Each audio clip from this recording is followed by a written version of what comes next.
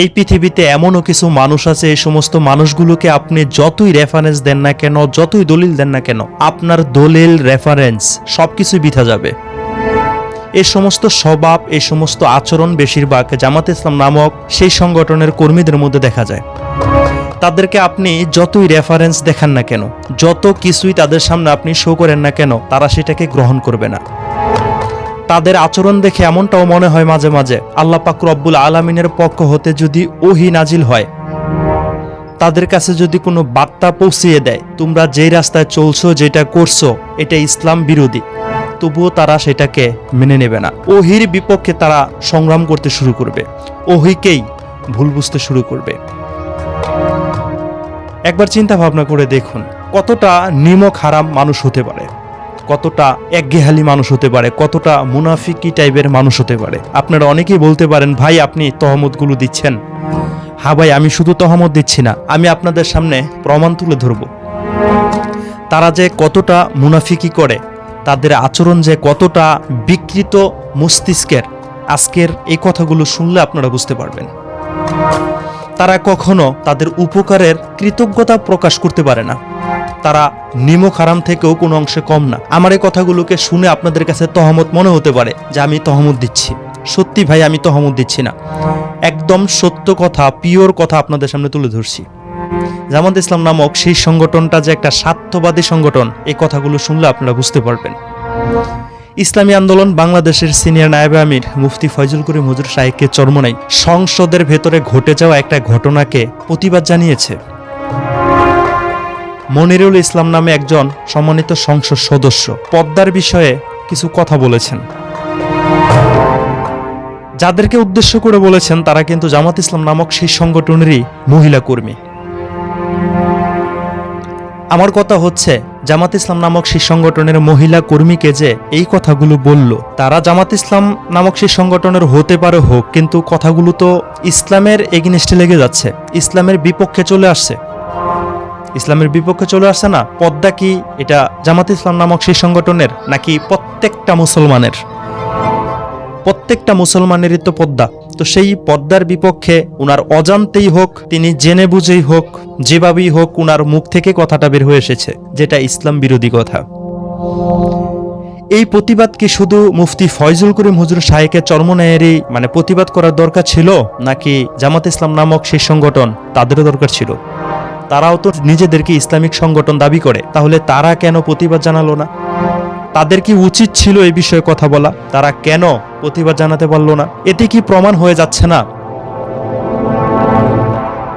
ইসলাম কোথায় যাবে যাক? তাদের সংগঠনের মধ্যে ইসলামের নামটা ব্যবহার করেছে, তার মানে তারা ইসলামিক সংগঠন, কিন্তু প্রকৃতভাবে তাদের ভিতরে ইসলাম থাক আর না থাক,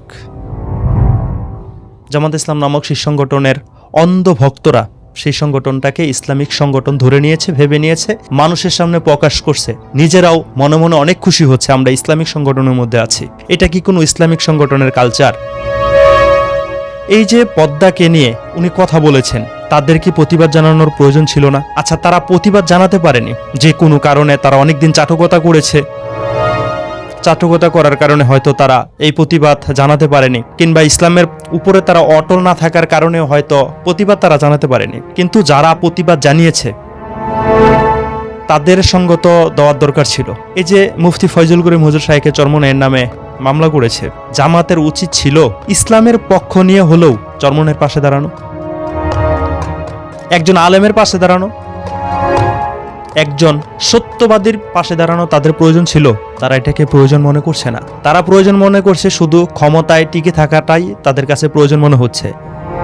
চাটকতা করবে আর টিকে থাকবে। তারা তো চাটকতা করেই এতগুলো আসন পেয়েছে, আর তা না হলে তো জীবনও তারা 18টি 20টির উপর আসন তারা স্বপ্নও দেখতে পায়নি। এবার সমঝোতা করে 68টি আসন নিয়ে তারা সংসদে গিয়েছে।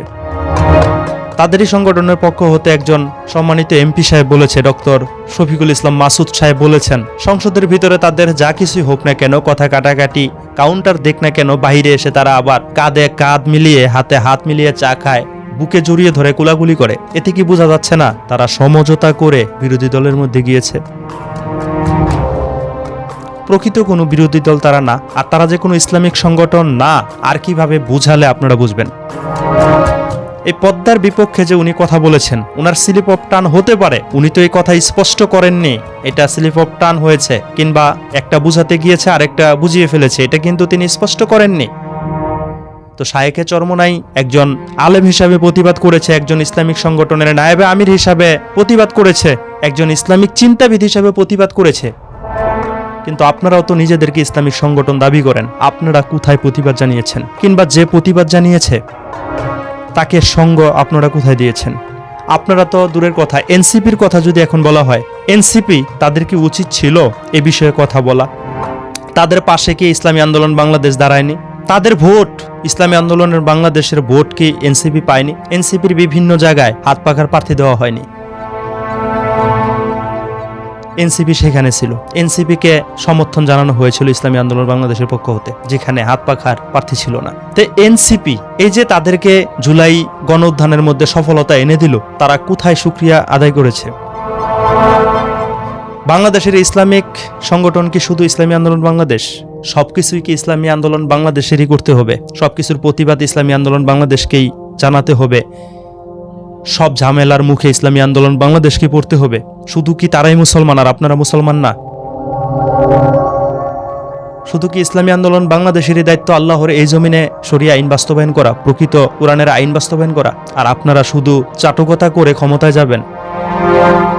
এই যে আপনারা এখানে নিমক হারামি করলেন, আপনাদের সংগঠনের মহিলা এমপিদেরকে নিয়ে উনি প্রতিবাদ জানিয়েছেন, উনার প্রতিবাদকে তো আপনাদের বাহ জানানোর প্রয়োজন ছিল। খুশি হচ্ছেন, বেশি খুশি হওয়া ভালো না। আল্লাহ ছাড় দেয় কিন্তু ছেড়ে দেন না। ইসলামকে নিয়ে বাহানা করবেন, রং তামাশা করবেন, ইনশাল্লাহ আপনাদের জন্য, আপনাদের পতনের জন্য, আপনাদেরকে ঘায়েল করার জন্য মহান রব আল্লাহ পাক রব্বুল আলামিনই যথেষ্ট। আমি এজন্যই বললাম, জামাত ইসলাম নামক সেই সংগঠনের অন্ধ ভক্তরা, তাদেরকে আপনি যতই রেফারেন্স দেন না কেন, তাদেরকে কোনোভাবে আপনারা বুঝাতে পারবেন না, বুঝাতে সক্ষম হবেন না। তারা যে গাদ্দারের দল, তারা যে ইসলামিক সংগঠন না, তারা যে মুনাফিকের সংগঠন, তাদেরকে যত ভাবি বুঝান, এটা আপনি তাদেরকে বুঝাতে পারবেন না। আপনার রেফারেন্স, আপনার দলিল, আপনার তথ্য সবকিছুই বৃথা যাবে তাদের কাছে। আর তা না হলে এই যে একটা ইস্যু, এই যে একটা ঝামেলা চলছে, তাদের পক্ষ হতে কোনো কথা বলতে আপনারা শুনেছেন? শুনেননি। এই যে গাদ্দারি, শুধু ইসলামী আন্দোলন বাংলাদেশেরই দায়িত্ব ইসলামের পক্ষে কথা বলা, যারা ইসলামকে নিয়ে কটূক্তি করবে তার প্রতিবাদ জানানো। তাহলে নিজেদের সংগঠনের নাম কেন ইসলামী সংগঠন বলেছেন? ইসলামটাকে সরিয়ে ফেলুন, ইসলামের বিপরীত অন্য কোনো নাম সেখানে সেট করে দিন। এই মুনাফিকি, এই দ্বিমুখী আচরণ, এগুলো আপনারা বাদ দিয়ে দিন। মানুষ আপনাদেরকে আস্তে আস্তে চিনে ফেলছে, আপনারা যে কি করছেন, আপনাদের আচরণটা যে কি, এতেই কিন্তু স্পষ্ট প্রমাণ হয়ে যাচ্ছে আপনারা কোনো ইসলামিক সংগঠন না। কারণ এই প্রতিবাদ শুধু ইসলামী আন্দোলন বাংলাদেশেরই দায়িত্ব ছিল না, মুসলমান হিসাবে আপনাদেরও দায়িত্ব ছিল। দায়িত্ব পালন করতে পারেননি যারা প্রতিবাদ জানিয়েছে, অন্তত তাদের পাশে আপনাদের দাঁড়ানোর প্রয়োজন ছিল, আপনারা দাঁড়াতে পারেননি। এখানেই আপনারা নিজেদের পরিচয় তুলে ধরেছেন। আপনারা চাটকার, আপনারা গাদ্দার। আমি কাউকে তহমত দেইনি। আপনি আপনার সুস্থ মস্তিষ্কে, ঠান্ডা মস্তিষ্কে একটু চিন্তা ভাবনা করে দেখবেন, আমি যে কথাগুলোকে এখানে তুলে ধরেছি, আমার এই কথাগুলো যৌক্তিক, সত্য নাকি মিথ্যা।